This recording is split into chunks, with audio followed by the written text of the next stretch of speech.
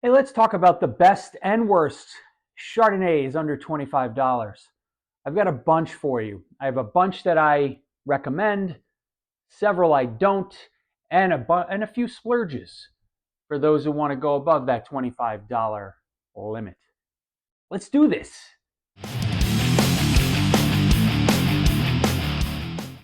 Hey, welcome back to Drinking It In. I am your host, Chris Casara. We are here to help you know more and drink better.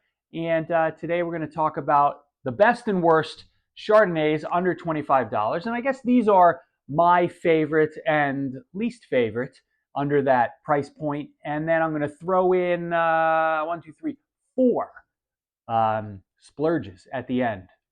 They'll range from $30 to $50. So let's start with the best.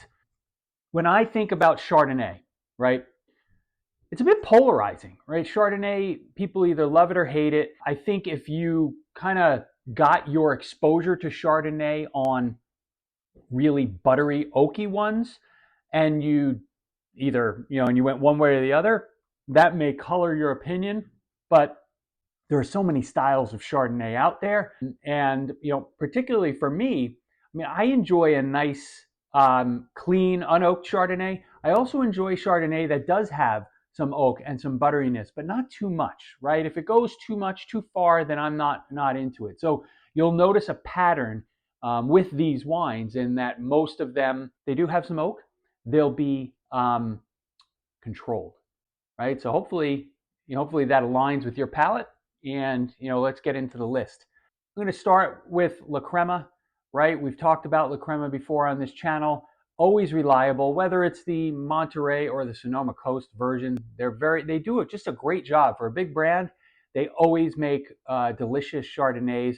They have a touch of oak. They are a little buttery, but they definitely don't overdo it. Okay, I got a phone call in the middle of the La Crema dissertation, so I figured I'd go grab the bottle because I have one here. This is the Sonoma Coast. Like I said, Sonoma Coast or Monterey County. Both of them are really nice, and they do a good job managing the oak. Another one in a similar style, similar vein. This is the Wente Vineyards Riva Ranch Arroyo Seco. So these guys, again, had this, I don't know, as first time I had it was at some sort of a tasting menu in Aruba. I was impressed with the wine, and I was surprised when I saw it on shelves, easy to find. So that's great, right? And these guys, for the most part, I'm giving you wines that have decent distribution, so you don't have to look too hard. Next one is DMZ from South Africa. A very clean Chardonnay. I don't think there's any oak on this one. Really, really nice option. And I think, South Africa in general needs more love. Another region that needs more love, the Finger Lakes. I'll go back to the Ravines Chardonnay. Really good experiences with that. They do really great things with their winemaking. I've talked about the Cabernet Franc being a favorite of mine. The Chardonnay is one as well. Another one from Finger Lakes that always catches my fancy is Lamoureux Landing. Just another really good option from up in the upstate New York.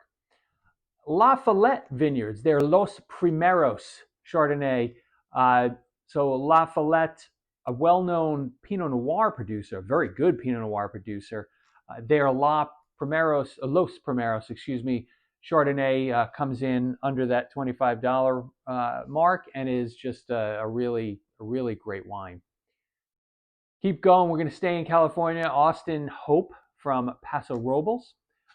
Technically, if you're pronouncing it in Spanish properly, it's Paso Robles. But I guess over time, the actual proper way to pronounce the region is Paso Robles. Like incorrectly, it's proper. So Austin Hope, they make a really great Cabernet Sauvignon as well. That one is a little pricey. This guy you can get. This might be kind of almost towards the $30 mark, but you can get it in the 20s. And, it's a really nice one. Chalk Hill from Sonoma County. Beautiful, beautiful wine in the similar, again, some butter, some oak, but very well managed. Chalk Hill, always good to go back to. Diatom Chardonnay from the friends at Brewer Clifton. We featured this on a video a little while back. I'll actually, maybe I'll link it up here so you have that for future reference. And Santa Barbara County. So I love wines from Santa Barbara County, whether that's Chardonnay or Pinot Noir. Typically, those are the two. Diatom is some great stuff. See, still in California, Landmark Overlook Chardonnay. Landmark Vineyards or Landmark Chardonnay, this was a long, long, long time ago. It was kind of one of the first Chardonnays that really got me hooked on Chardonnay. I'm going to talk about the first Chardonnay really I ever had, and soon, because it is on the list. But Landmark Overlook was really good. I got it through through an old school like wine distribution mail order service that existed back in like 1999, maybe there's a little nostalgia there for me. But Landmark Overlook Chardonnay is a winner. Going up to, I believe it's Oregon. Um, Sometimes I get Oregon and Washington confused. I really need to get them straight. Chehalem Inox. It's an unoaked Chardonnay, very good Chardonnay, steely, nice. There's no oak in that. It's unoaked Chardonnay. No, it's not. No oak. Very steely, nice mineral edge to it, but just really, really clean drinker. Go back to California. I see Nielsen, Santa Barbara County, another great value Chardonnay that you can find in quite a few spots. We're going to go back to Robert Oatley Signature Series, Margaret River, their Chardonnay. If you remember from the Cabernet Sauvignon video, Robert Oatley Signature Series came in on that list too. They have wines that cost a lot more, right? But their Signature Series are just really well done and very easy on the wallet. I think that one's in the teens. And last but not least, one of my favorite wines, Chardonnays under $25, is the Kendall Jackson Vintners Reserve. This is a little more buttery than most of them on this list. And like I was saying, this is the first Chardonnay I ever really had. I remember it distinctly because I couldn't get it open in the hotel room, and I kind of just whacked it on the bathroom like marble sink, and it just cut nice and clean. And my wife and I enjoyed the wine that night. I don't recommend doing that. I would never do that again.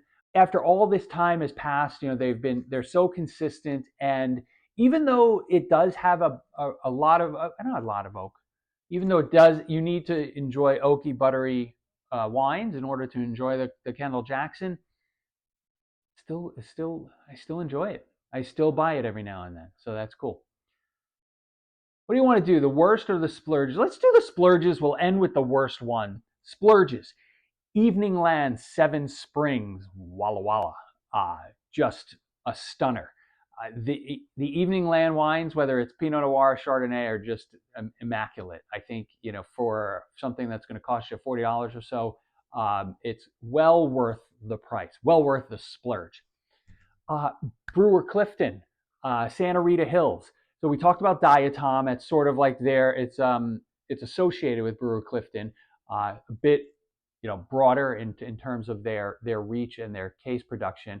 But the Brewer Clifton Santa Rita Hills is another gorgeous one that's been favorite forever. Freemark Abbey kind of was our house Chardonnay for a little while when we lived briefly in Washington, D.C. Delicious stuff, just the right amount of oak management, and something that is very well distributed. Last but not least, on the splurges, I want to go to Chablis. I'm going to give you William Febvre Chablis because you can get their basic Chablis for in the 30s if you're lucky, probably low 40s. But it's just a great example of Chablis, and I think if you like a clean Chardonnay, you got to try Chablis, because I think the more you got to get into it, you got to buy the stuff now, because those prices are creeping up, and the quality is usually really, really good. And William Favre is a very consistent, reliable, well distributed producer. Now I have some bad news. There are a bunch of Chardonnays that I've had that I don't like at all. A lot of them are going to be familiar to you because some of them are from the same wineries of the wines I hate of other kinds. So let's go with the common ones that that I've mentioned before as hating on other videos, whether it was Cabernet or Pinot Noir. Meiomi Chardonnay. Just don't ever give me a Meiomi wine. It tastes fake. It tastes over oaked, and just it's bad.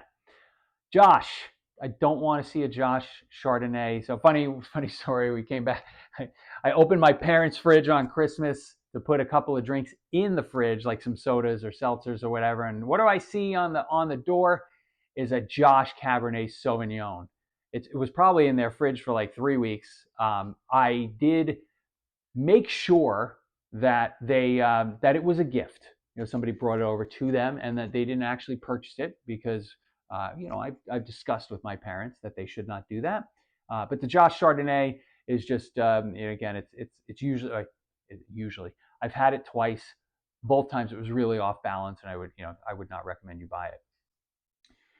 Next one, J Vineyards. We had this one at J Vineyards Chardonnay. We've had this one it was part of the Generous Pour event a couple of years back at the Capitol Grill, and it was just, for the price and what you get, it was just, this one is more just ordinary and not a great value, as opposed to a wine that is undrinkable, right? So, but again, I think any of the wines that I mentioned in the first part of the video, is so much better than a J Vineyards Chardonnay. The last two are two really popular brands that I see a lot on lists or in stores, and they're just too oaky, buttery, and in some cases sweet for me. Hartford Court, their Chardonnay. I was at the Capitol Grill with a bunch of folks for like a business dinner years ago, and somebody wanted some white wine.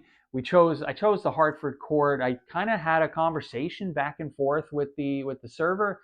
I didn't really know too much about that one, and he said it's a popular one, it's a favorite, and maybe that's where I went wrong, because it was just too oaky. I find that with some of Hartford Court's other wines as well, too much oak. And last but not least, Sonoma-Cutrer. I know it's probably some of your favorite out there, but I can't get behind it. Too oaky, and I just don't understand how it has such a following. I said it. I would love to know some of your favorite Chardonnays. Or do you have any Chardonnays that you hate? Do you hate Chardonnay? Even if you only drink Burgundy, white Burgundy, let me know. Let me know your favorites.